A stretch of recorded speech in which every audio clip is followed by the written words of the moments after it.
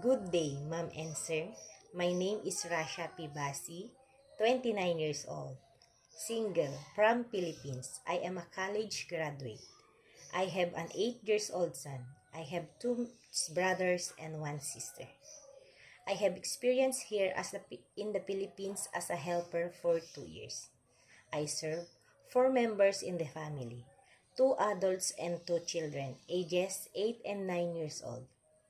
My duties and responsibilities are cooking, cleaning, marketing, taking care of the children, and also tutoring. To my future employer, please do hire me because I am honest, trustworthy, hardworking, and I love taking care of children. I treat them as my own children. I promise that I will serve and treat you as my own family. Thank you.